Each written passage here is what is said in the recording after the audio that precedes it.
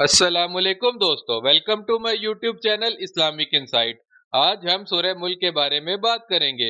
ये सूरत 29 पारे की पहली सूरत है और इस सूरत की 30 आयत है।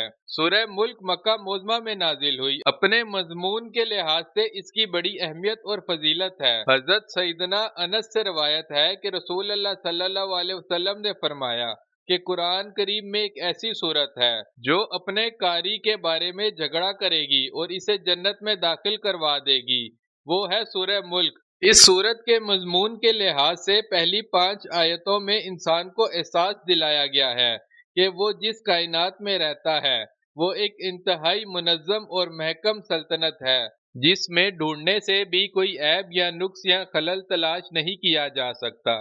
इस सल्तनत को वजूद में अल्लाह ताला ही लाया है और इसकी तदबीर और इंतजाम और फरमारवाई अल्लाह ही के हाथ में है। और फिर इंसान को ये भी बता दिया गया कि इस इंतहाई हकीमाना निजाम में इंसान को बेमकसद पैदा नहीं कर दिया गया, यहाँ इसे एक इम्तिहान के लिए भेजा गया है और इस इम्तिहान में वो अपने हुस्न सलूक से ही कामयाब हो सकता है। इस सूरत में बताया गया है कि इंसान को राह रास्त पर लाने के लिए अल्लाह ताला ने अपने अंबिया को भेजा, और अगर तुम अंबिया की बात मानकर अपना रवैया दुरुस्त ना करोगे तो आखिरत में तुम्हें वो सजा मिलेगी इसके तुम मुस्तहक होगे। और जो लोग अनदेखे खुदा की बात पुरस से डर कर बुराई से बचें, वही लोग आखिरत में बख्शिश और अजर अजीम के मुस्तहक होंगे। इस सूरत में इंसान को सोचने और समझने की दावत दी गई है। फरमाया, इस जमीन को देखो जिस पर तुम इत्मीनान से चल फिर रहे हो और जिससे अपना रिस्क हासिल कर रहे हो, वरना किसी भी वक्त जमीन में जल्जला आ जाए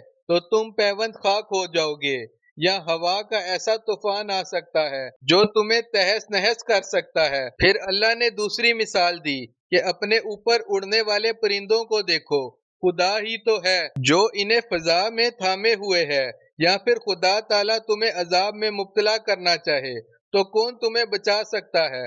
और फिर खुदा अगर तुम्हारे रिस्क के दरवाजे बंद कर दे तो कौन इन्हें खोल सकता है, मगर तुम हैवानात की तरह हो। तुम समात बिनाई और सोचने वाले दिमागों से काम नहीं लेते, इसीलिए तुम्हें राह रास्त नजर नहीं आती। इस सूरत के आखिर में कफार मक्का के लोगों की वो दुआएं जो वो हुजूर पाक सल्लल्लाहु अलैहि वसल्लम और अहले ईमान वालों की हलाकी मांगते थे, इस पर फरमाया कि अल्लाह उन पर रहम करे, मगर तुम अपनी फिक्र करो। आखिर में लोगों के सामने ये सवाल रख दिया गया कि अरब के सहराओं और पहाड़ी इलाकों में जहां तुम्हारी जिंदगी का सारा इंसार पानी पर है, अगर ये पानी जमीन में उतर कर गायब हो जाए तो खुदा के अलावा कौन तुम्हें ये आबे हयात ला कर दे सकता है। मोअज़्ज़ज़ साथियों, ये सूरत का मजमून है। इस सूरत को रोजाना रात को सोने से पहले पढ़ने का मामूल बनाना चाहिए। इंशाल्लाह नसीब का बंद ताला खुल जाएगा और ये सूरत अजाब कब्र से बचाती है। नबी करीम सल्लल्लाहु अलैहि वसल्लम का इरशाद है कि कुरान मजीद में एक ऐसी सूरत है जिसकी 30 आयत हैं, वो आदमी की सिफारिश करेगी हत्ता कि इसे बख्श दिया जाएगा।